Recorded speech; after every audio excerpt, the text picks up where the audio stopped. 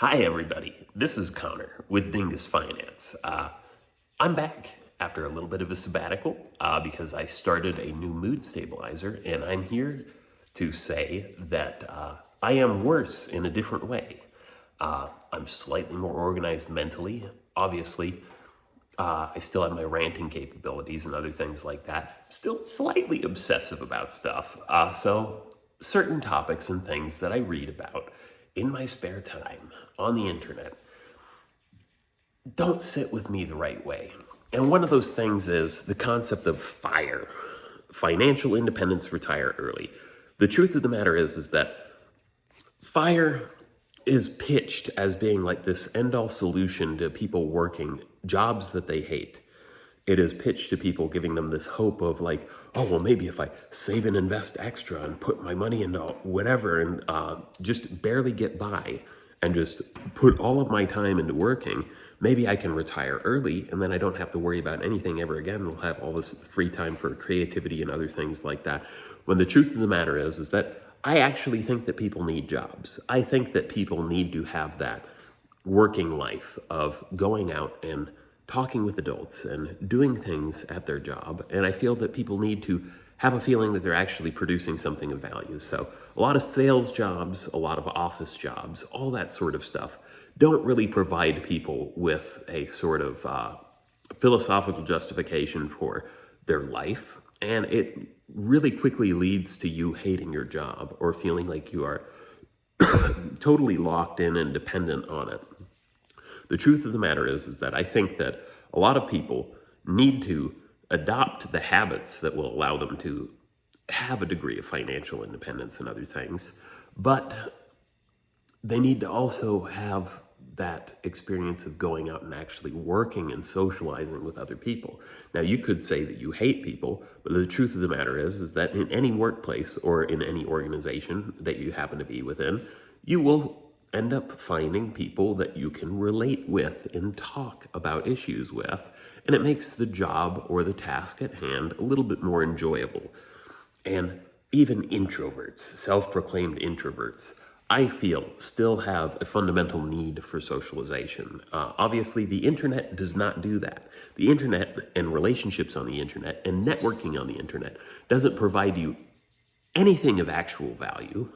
It's just really a false community. It's this like substitution for things where people can go home and be in their homes and feel like they're part of some online community or some Discord or some other random thing, or they have their little habits where they go back and they go watch streamers or they go watch YouTube videos and other things like that. When the truth of the matter is that I feel that people need the socialization of a workplace. So even if you are trying to attain FIRE, you still need to go out and do things. And the other thing is that this is a subject that has been discussed for centuries, almost millennia at this point, because the Romans had this concept of otium, which otium was the appropriate usage of free time. It was a noble usage of free time. When you have retired from public life and you have gone back to instead pursuing things such as the operation and management of your villa or estate, or you're going out and you're writing books and you're doing other things that are appropriate uses of free time instead of just simply recreation, like unproductive recreation. So what I feel that people actually need is they do need a job. They need to find a better work-life balance, perhaps, if they hate their job, but they still need to be integrated into a workplace where they get to talk with other people and they get to go do things, feel like they're playing a role in serving society, but then they also have their spare time. Now, I think the biggest stopgap solution is something that existed in the 50s and doesn't really exist today. I feel that people need to have the job. They need to be working someplace where they're getting a pension or they have a 401k or a 403b and other things that they can save for to build a nest egg for retirement. And they need to concurrently be investing in something like a Roth IRA or maybe a traditional IRA where they're going to have money over time building up that they don't have to look at or that they don't have to do anything crazy with that will be waiting for them at the end of their working life. But they need to fill their time in the meantime with productivity and doing something of value for other people. Now, the 2008 recession really upended a lot of the traditional social institutions, but a lot of the things that we have now as modern issues sort of started to rise up in the 70s and 80s. First off, you can't find an employer that really offers an actual pension where the company puts money into it, and after a certain period of time, years of service or whatever, when you hit retirement age, you can start collecting the pension. Now, in my experience, I've gotten to see both of my parents attain pensions in addition to having their TSP or 401ks or other things that they're, 403bs for saving money for retirement. And my dad just hit retirement age, but he did 23 years in the military. So when he retired from the military, he started getting his, basically his pay grade. And for years of service, his pay when he left the military for the rest of his life. That kind of reduced a little bit of stress that he had because then work was an optional thing. But what he found when he decided to try to stay home and sit on the couch and use his spare time is that he felt empty. He felt kind of lost. So he tried volunteering at organizations like the United Way and other things like that, but he hated it. So what he started doing was volunteering for events at me and my brother's school. And eventually one of the teachers saw that he kept a group of kindergartners in line at the zoo, literally all within arm's length of him, because he was telling them that if they went past arm's length from him, that they'd have to do push-ups. He kept the group of kids in line, and the teacher was like, "Oh, well, you should try teaching." And he's like, "Well, maybe." And he started working as a substitute teacher. That brought in a little bit of extra income. And eventually he worked gig to gig between different schools. And he eventually started working in an alternative school. And he became like a permatemp where, like, because they had a difficulty with getting teachers at the alternative high school, he came in, and on his first day working there, he had to break up a fight. All of his students had parole officers, and a lot of his kids were learning disabled. And they were like, he handled it pretty well, and he was like, "Oh my God, I love this. I love being able to do this shit," because it was physical in addition to feeling like he was providing some service to society with being a public school teacher. And he ended up working at an alternative school for over a decade. And eventually he sort of tapered down as he got a little bit older and couldn't break up fights or do things like that and fix the problems that were arising from kids within his school, from gang affiliations and other things like that. And he eventually became just a regular run-of-the-mill special ed teacher, and he also became a coach at his school. And it worked out pretty well for him. My mother, who was working in a hospital at the time when my dad started teaching, the first summer break that my dad had off with me and my brother, my mother was like, "What the heck?" And she hated her job at a hospital because she had all these random ass hours having to work in the spinal cord injury center at a VA hospital. And she's like, "I hate this." She decided to go and become a public school nurse at an elementary school. And those jobs give you meaning to an extent of where you get up, you go to your job, and you feel like you're providing something of service to society. And then they worked for a while. Both of them are getting their pensions now because they both worked for a while in those jobs, and they are getting public school or public employee pensions. My dad's got military retirement. They had their 403bs, their 401ks, and their TSP, and everything that they have built up. And now they're enjoying retirement, but they didn't retire to do nothing.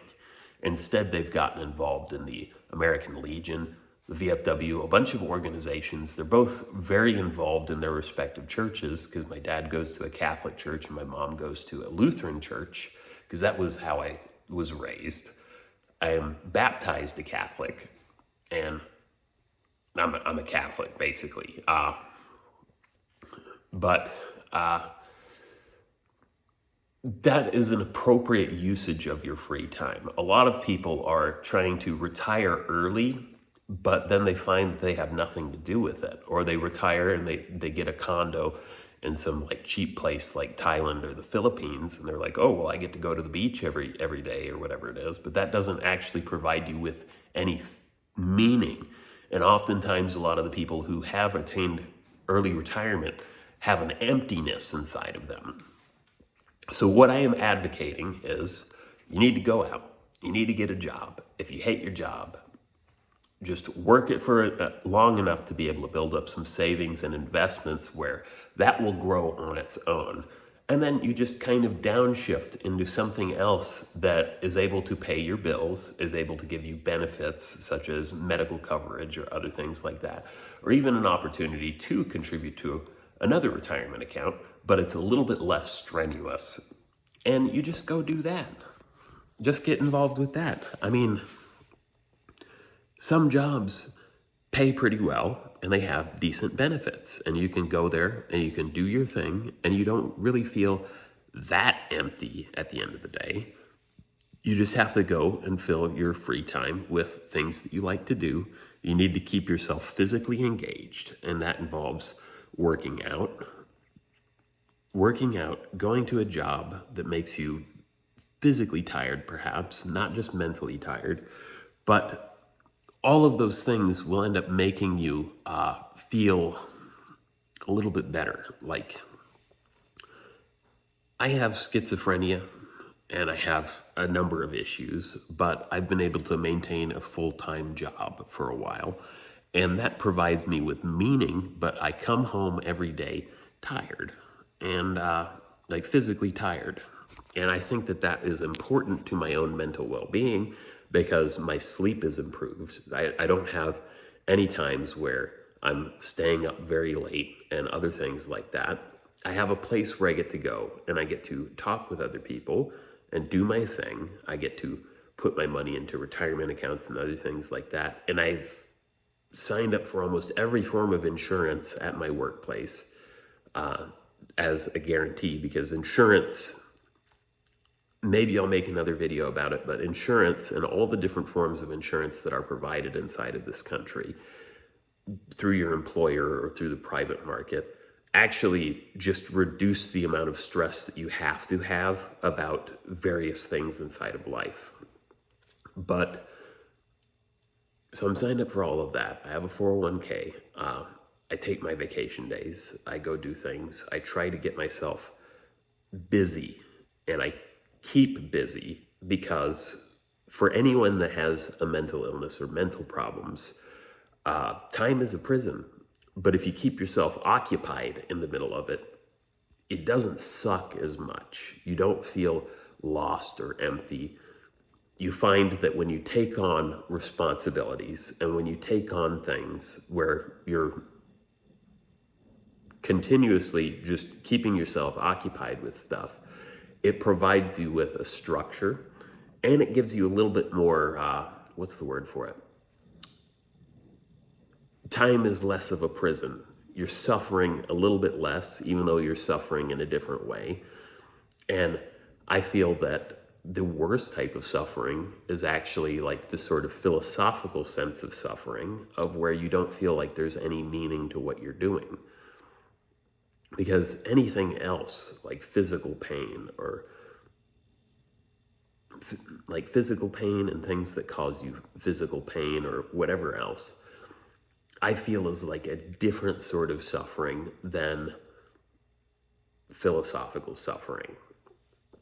Now, what I think a lot of people should do is work jobs that they kind of hate, but it pays decently well. Spend your time saving and investing in the meantime, and then downshift into a job that is less strenuous, that still gives you the sense of community of a workplace, gives you benefits and other things like that, but that you have a place that you go to outside of your house that gets you involved with providing a service to people. But you can still have free time. You can still have recreation and stuff and be maintaining a job. So I think that FIRE doesn't address a fundamental philosophical issue that people have. And I feel that people need to be examining things within their life. They need to actually, the examined life is worth living. Now, the obsessive life of being chained to your obsessions with shit and just constantly being bothered by things, that isn't worth it. But idleness breeds the obsessive life. Whereas having a job and doing things and filling your time with things